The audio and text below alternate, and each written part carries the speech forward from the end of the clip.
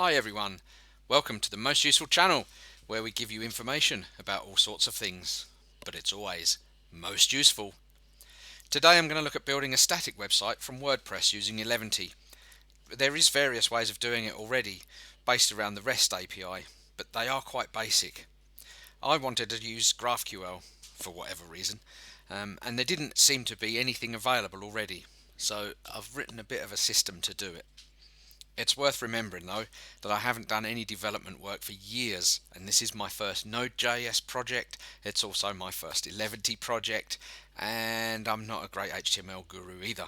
So I apologise if this doesn't meet any best practices or anything at all like that.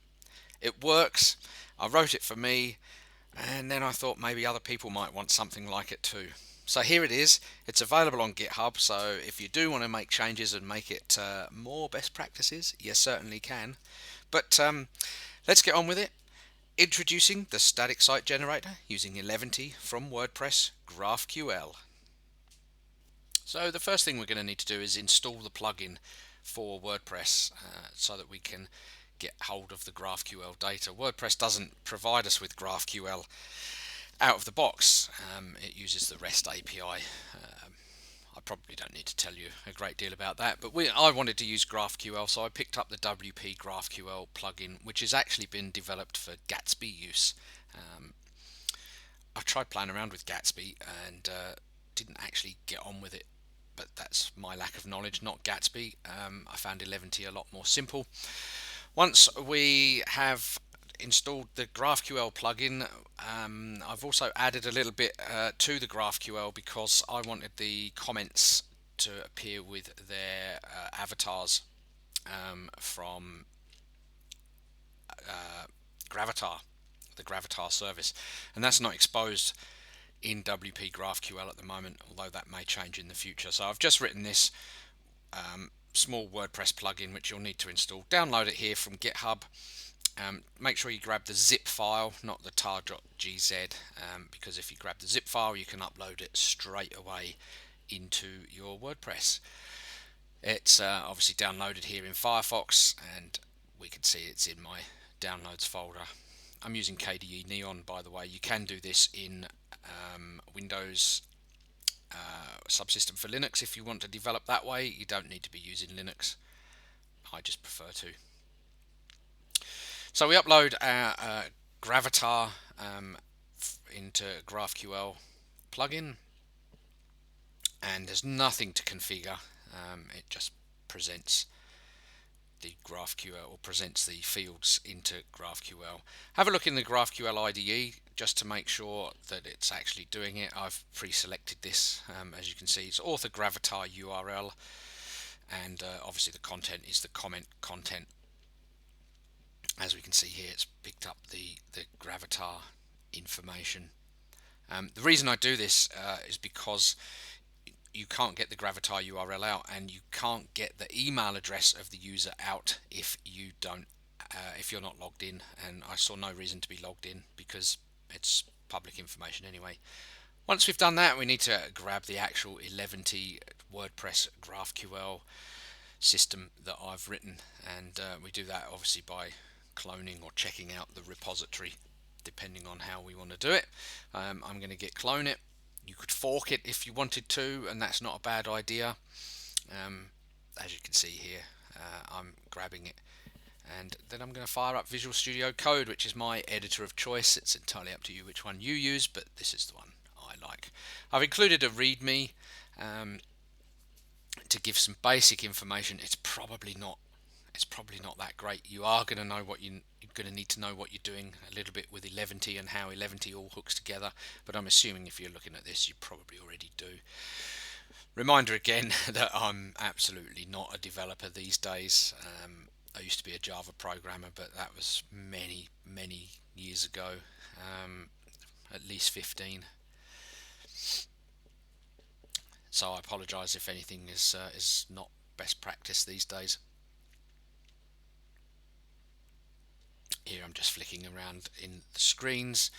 I had the wrong layout open, and we'll come back to that in just a second. Having a look at the README, it gives you a bit of information. first of all to customize the main layout, which is this file, layout.njk. I've used the Nunjux templating language, and the first thing we want to do is to change the default logo, changeme.png, which is actually just the most useful light bulb, which is our logo for our website, and so that's why I've used that as a default. The second parameter there is the alt tag that will be added to that image when the site is developed by Eleventy. And the third parameter is the width and height. It will be a square that it makes for you, and it will come from that spot there.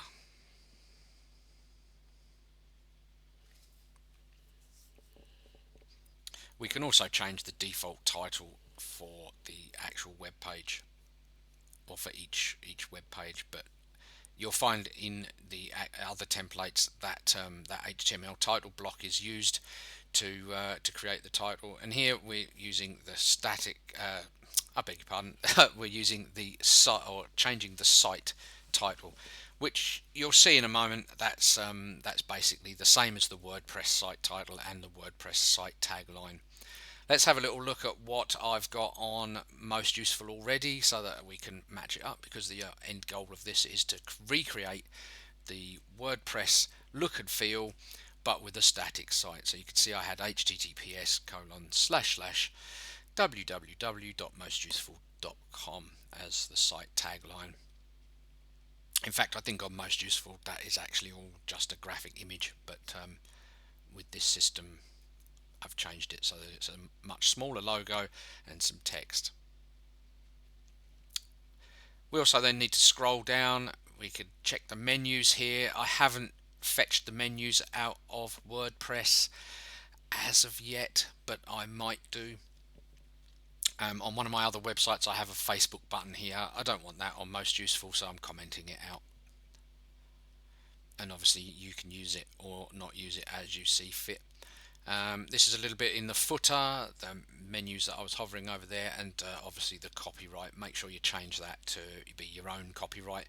I want any copyright from your own projects. Thank you very much. You can see there I'm mentioning Matomo. We'll look at that probably a little bit more later, but I've included a Matomo script in there. If you don't know what Matomo is, it's worth looking at. It's basically Google Analytics but self-hosted. Doesn't have quite as much of the privacy problems. I've also put a Google Analytics snippet in there. I like to get more info from Matomo and less from Google Analytics, but there are some things that Google does better.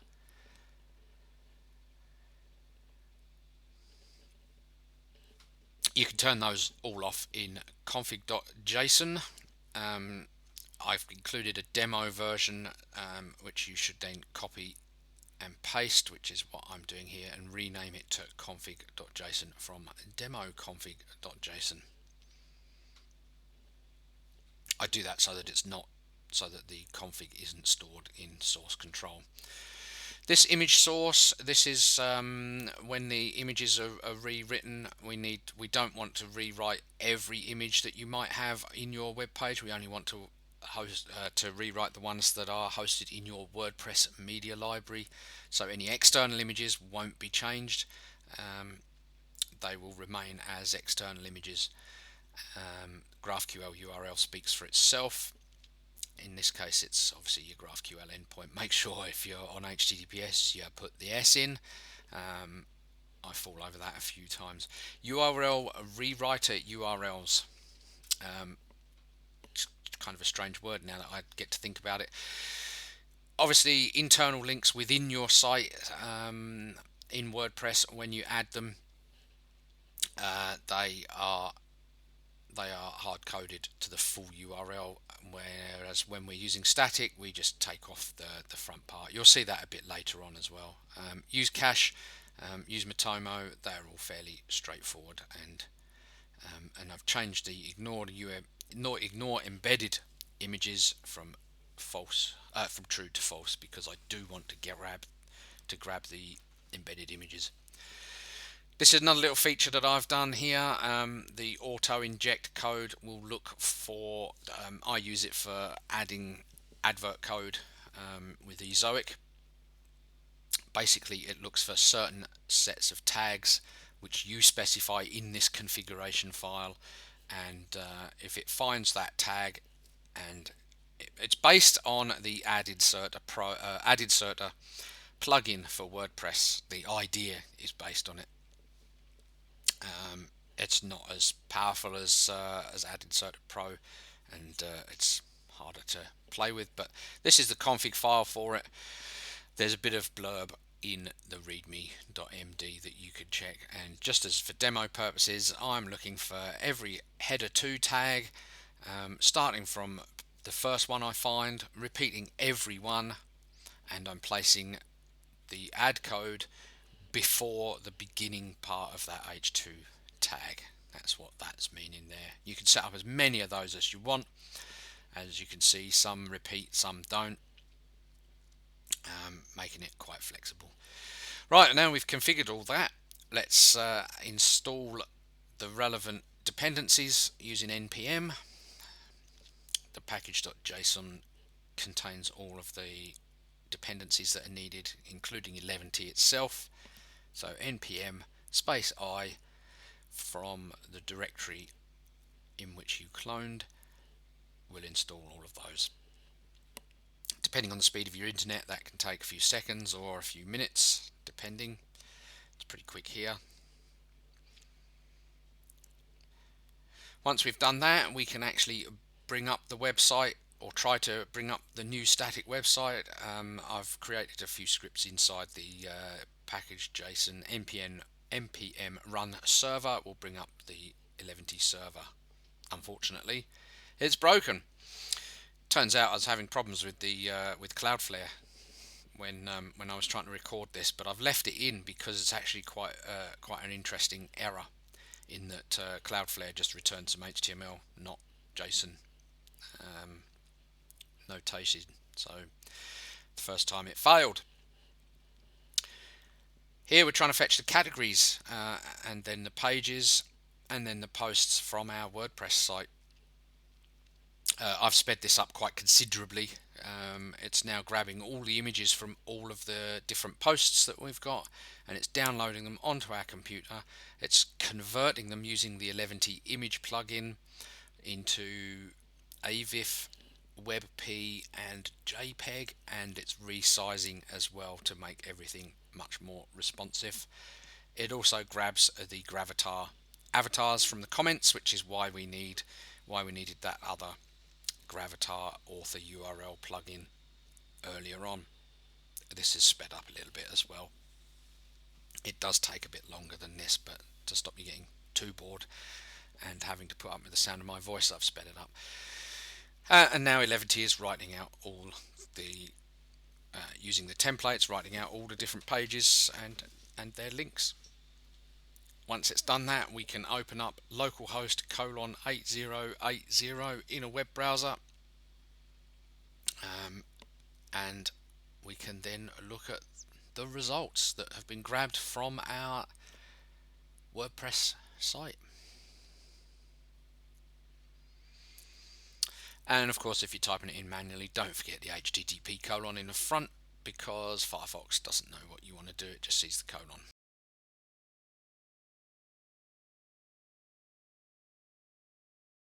Here we go. That is what our site will look. There's an advert placed in front of a h2. There's another advert placed in front of the h2. You'll notice the images are broken. That is because Cloudflare was playing up. And I'll show you a little bit of a trick that I did to get around that in the end, and it's actually something I'd probably recommend people do anyway.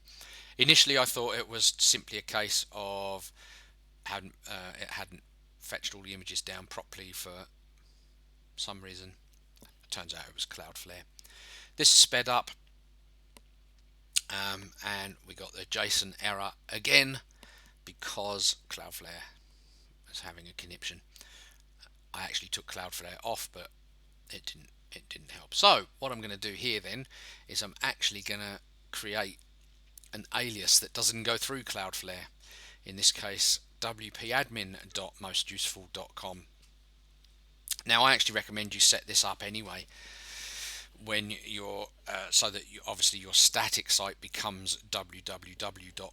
whatever your domain is, and you have your admin pages on a separate domain. It doesn't matter. You don't need to have you don't need to rewrite the WordPress URLs or anything like that, because the URL rewriter that I've put into this package actually takes care of that for you. It doesn't, as long as it can find them in the URL rewriter URLs, you'll have no drama. So you can see now it's actually fetching all the information from wpadmin.mostuseful.com. I have added the multi-domain plugin to Most Useful to make that work properly, which I've for some reason skipped out. But now you can see all the images are actually loading as they should.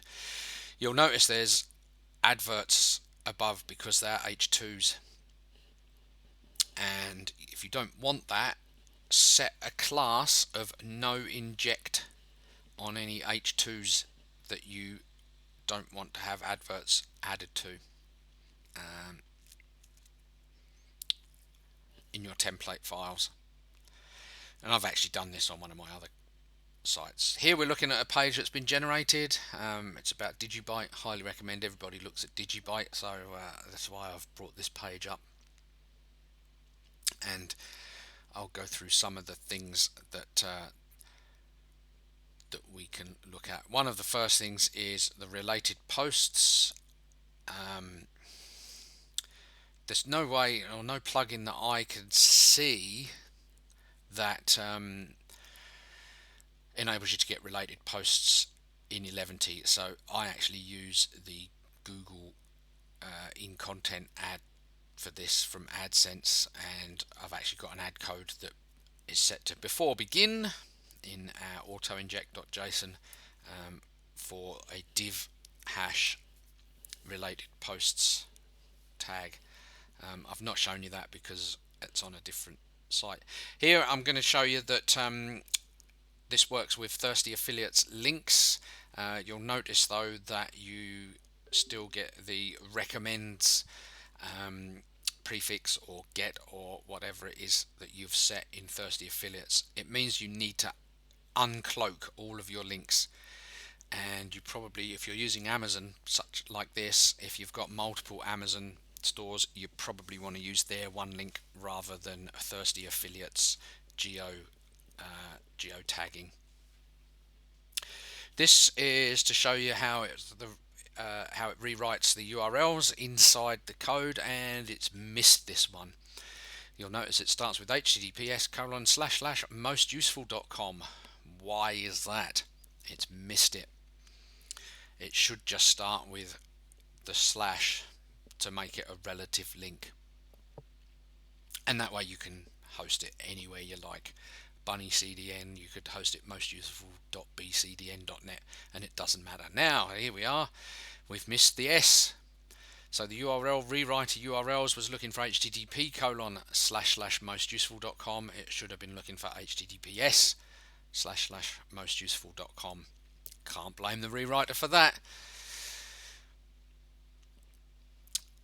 We'll have to rerun everything in order to fix that. So we need to cancel the loading of or the running of the Eleventy server, because when we change logic, Eleventy doesn't notice. If we change templates, it does.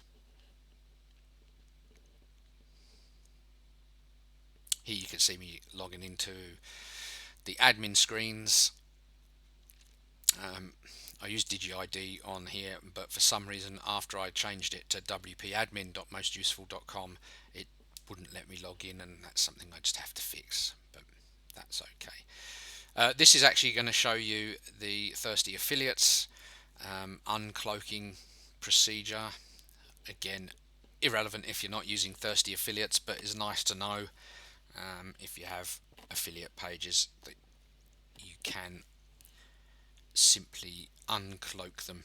At the moment, I've done nothing special at all within the Eleventy WordPress GraphQL system, for want of a better word, to deal with thirsty affiliates. I'm not even sure if there is anything I can do. Maybe able to expose them as posts, but this way works, so it works for me, and I've just left it, to be fair. Here we're going to regenerate. Normally you would have to remove the cache files if you change something on your WordPress install, but we've set use cache to false. I'd recommend setting it to true while you're developing your new site, because then all the GraphQL gets stored locally and it just refers to that. The system just uses that rather than keep going back to your origin all the time. But it does mean that you need to remember to remove the cache if you change anything on the WordPress side. And again, writing out all the templates. That was considerably sped up. You'll notice though that it didn't go through any images. Eleventy maintains an image cache of its own separately, and since none of the images changed, I didn't bother. Here we can see it's now changed the URL to be the slash, and it doesn't work. And the reason it doesn't work is because you must set your permalink structure in Eleventy to be very similar, or to be the same in fact, as your WordPress permalink structure. I used .html on the end of mine, and even that didn't work in the example here, and that's because that link has changed its name at some point, and I have a rank math plugin set up on Most Useful, and as a result redirections get added automatically, which of course I can't deal with in Eleventy, and so it just fails. So there may be times where you need to, there will be times where you need to go through your WordPress and sanitize everything before you try and use this system. I had to do that with one of my other websites, and it's pretty good practice anyway to go through and sanitize everything. But it is worth remembering that this system won't set up any redirections for you. If you have moved URLs in the past and you still want to keep that SEO link juice, as it were, you will need to set up redirections manually, either in htaccess files if you're using Apache, or in the Nginx configuration for that server if you're using Nginx. That's a bit beyond the scope of this video, and as you can see, I've now finished pretty much the video. It gives you a little bit of an idea as to how your site will turn out with the default templates. Again, remember, I'm not an HTML guru and I'm not a developer. It's not going to be set up for fabulous SEO or anything like that. It probably barely even passes an HTML validator, because I haven't actually run it through one as yet, but it does work. Screaming Frog SEO does say there's some issues, but nothing too major, and the same with seranking.com, and generally they're about missing links within my site rather than anything in the HTML. But it's a basic template. Tweak it to your own tastes, or do away with it. The main crux of what I wanted to deliver with this was the ability to fetch posts, pages and categories, and I think it does that. But as I say, please feel free to fork it, and if you make any changes that you think would benefit everybody, feel free to submit a pull request, and let's enjoy using a static site from WordPress. And by the way, it is considerably faster, and I get much better Lighthouse scores using this method rather than using WordPress as the front end as well as the back end. I haven't got any demos of those at the moment. I'll probably take some and do another video to go alongside this one, which talks about that. That's about it for now. Thank you for watching. I hope you haven't been too bored. Please leave a comment here, or you can read the transcript. I'll leave a link below in the description, but you can, if you prefer to read rather than watch my videos, which I wouldn't blame you for, then all this information is also, of course, available on mostuseful.com, where we like to think the information is most useful.